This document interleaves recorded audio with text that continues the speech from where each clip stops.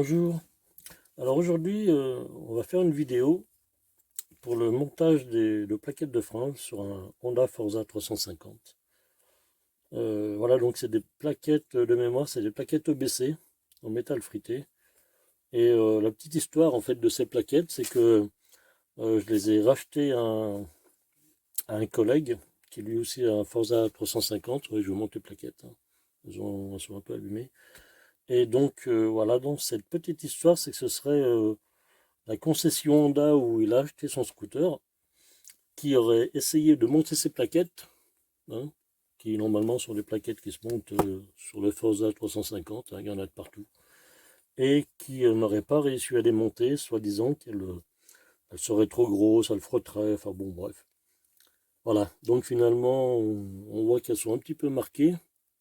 Alors c'est pas très méchant, hein, j'ai réussi à les récupérer un petit peu en les surfaçant un tout petit peu sur un marbre avec un petit peu avec du papier 400. Mais bon, on voit quand même qu'il y a des endroits où on va quand même ramasser la plaquette, hein. C'est pas anodin, hein. Bref. Donc voilà. Donc on va démonter l'étrier du Forza et on va essayer de monter ces plaquettes. On va déjà les comparer par rapport aux plaquettes d'origine. On va les mesurer pour voir éventuellement si des fois il n'y aurait pas une surépaisseur, je sais pas. J'aurais peut-être gonflé avec l'humidité, hein. On sait jamais, hein. Des fois ça peut arriver. Et voilà. Donc je vous laisse 2 petites secondes et je vous reprends devant l'étrier du Forza. A tout de suite. Voilà, donc on est devant l'étrier.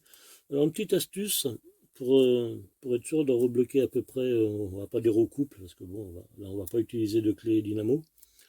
On va faire un petit repère, hop, sur sur la fourche. Alors là on voit que, je sais pas si vous voyez bien, mais on voit que sur la vis vous avez un trait blanc, un trait blanc. Par contre bon, si vous voulez pas faire de repère directement sur la fourche, vous collez un petit bout de scotch. Ah, bon, moi c'est ce que je fais, de toute façon.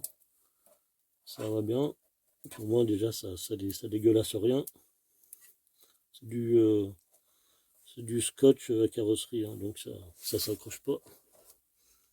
Et après, je fais un petit repère à l'endroit où il y avait les vis. Voilà. Comme ça, au moins, je replacerai ma vis au même endroit en resserrant. Hop. Là, je sais pas si vous voyez bien, mais bon, peut-être pas. Mais bon, voilà, la technique, elle est là. Donc après, on va les serrer. Alors pour info, je pense que c'est le du 12. Voilà, c'est ça, c'est du 12. Alors bon, c'est pas serré des masses, hein. Il n'y a pas grand chose au niveau du serrage.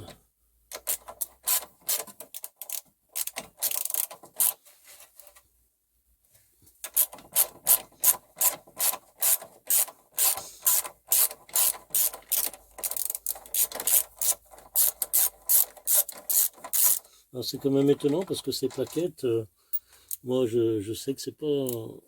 Je les ai jamais utilisées, hein, je vous dis, parce que je les ai rachetées comme ça.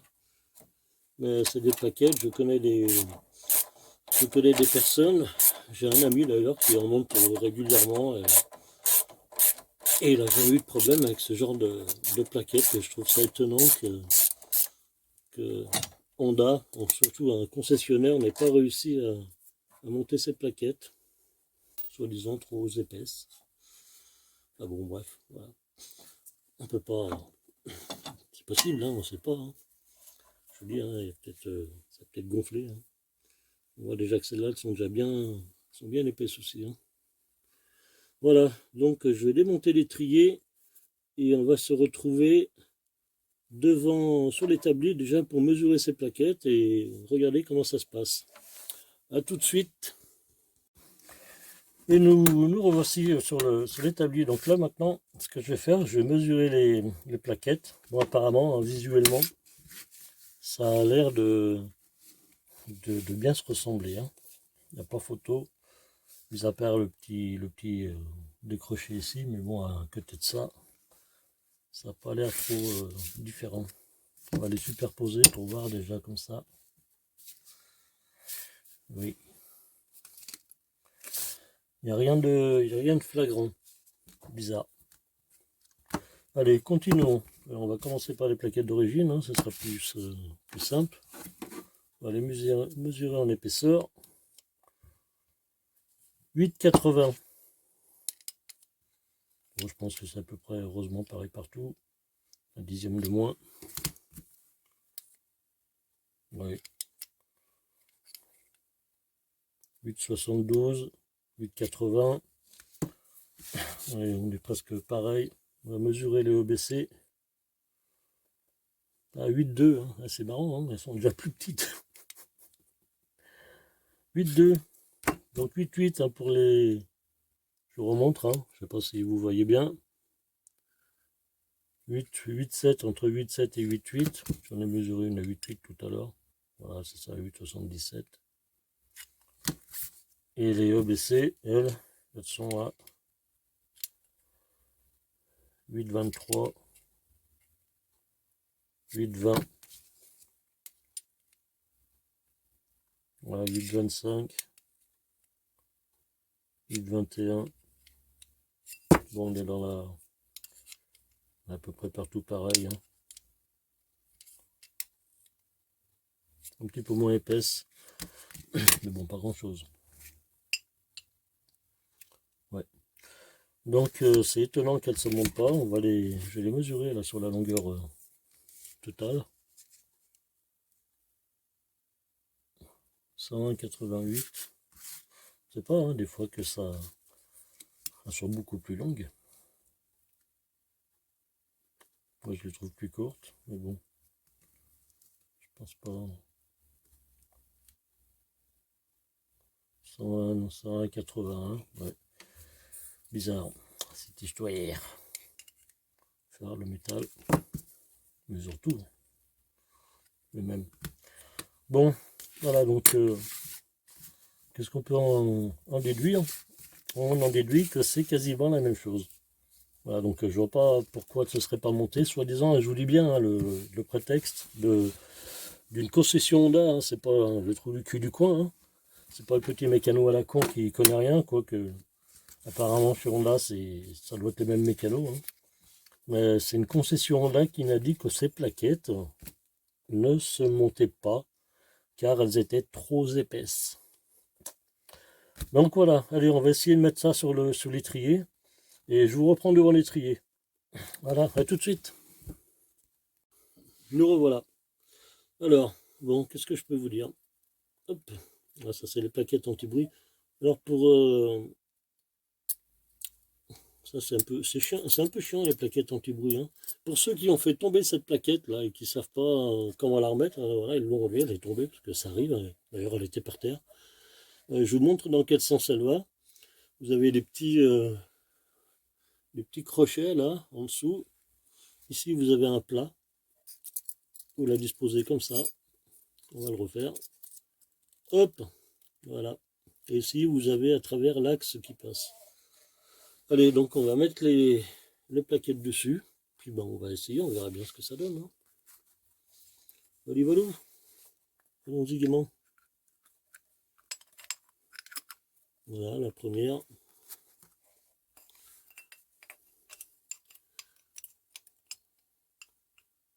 Et la petite sœur. Alors, il faudrait avoir des doigts en plus, mais bon, on va se démerder comme ça. Après, on va passer la vis. Il faut appuyer sur les plaquettes, hein, parce que comme il y a la plaquette anti-vibration, yep. Donc faut quand même, faut pas hésiter, hein. Allez-y, franco. Et après, on visse. C'est une clé de 8 pour ceux qui veulent les tailles. Alors quand vous changez les plaquettes, hein, pensez bien à repousser les pistons. C'est-à-dire vous mettez un petit tournevis là au milieu, là vous écartez, parce qu'autrement si vous écartez pas les plaquettes, vous allez sûrement pas les remonter. Donc cette vis, on va la bloquer après. Là, on a réussi à monter les plaquettes dedans. Là, c'est étonnant. Hein. Ça doit être miraculeux. Et maintenant, on va essayer de remonter ça sur le disque. Je vous reprécise que le prétexte, c'était que, étant donné qu'elles étaient trop épaisses, elle ne se montait pas sur le disque. Ah, ça s'est monté.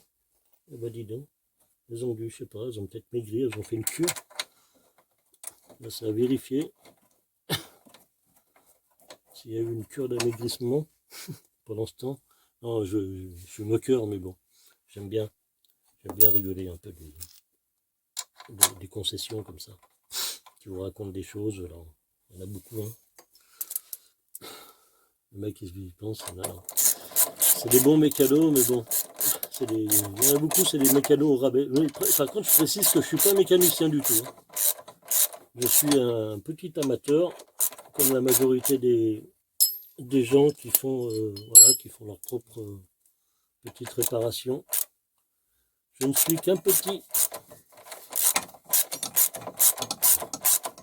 Je bricole comme ça dans mon garage. Hop, mais bon, je suis curieux et quand on me dit qu'une pièce ne se monte pas, j'aime bien savoir pourquoi. Hop, on va chercher un petit cutter.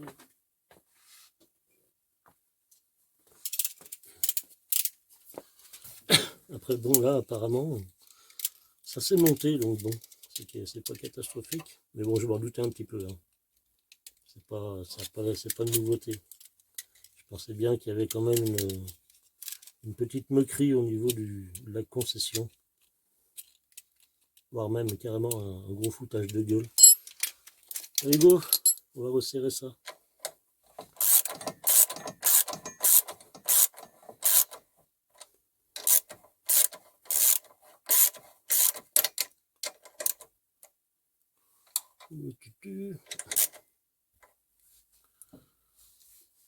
Hop, allons-y gaiement.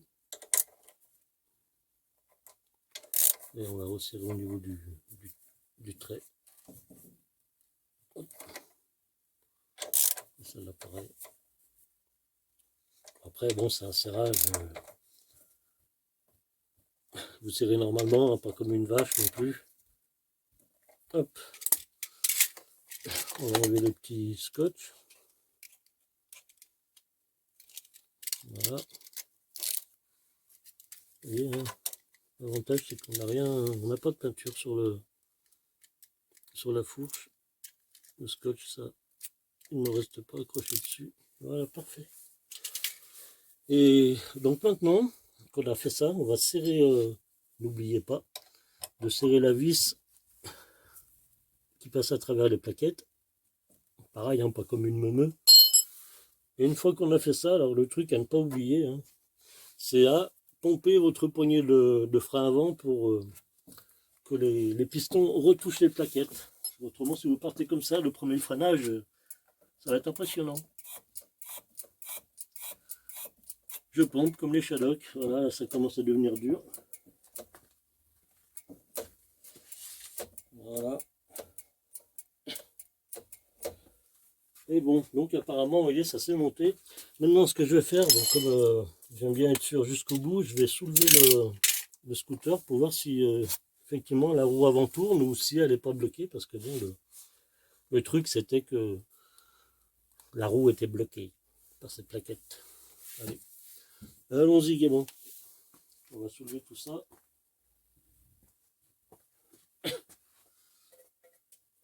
Allez. Alors je vais utiliser un petit cric qu'on peut placer à l'avant du Forza. Vous allez voir, il y a un tube qui est juste devant le radiateur. Et si vous regardez bien un petit peu en dessous, là, il y a une espèce de petit renfort. Là, vous pouvez mettre une petite cale en bois avec un petit cric. Mais bon, il faut y aller doucement. Aussi. Pareil, hein. Ne rien faire à la sauvage.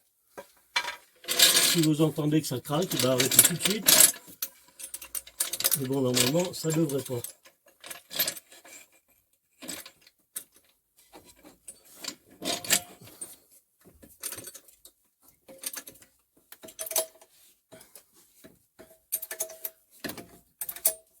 Voilà, il ne faut pas grand chose, hein. Allez, on va tourner la roue. Alors en théorie, elle devrait être bloquée. Si on en croit les... Ah merde, ça tourne. Ça tourne, bah ça frotte normal, hein. Ça se trouve, ça freine même, hein. Ah, je suis ironique. Ah, ça freine. Non, bon, vous voyez, ça, la roue est bien libérée, ça ne frotte pas.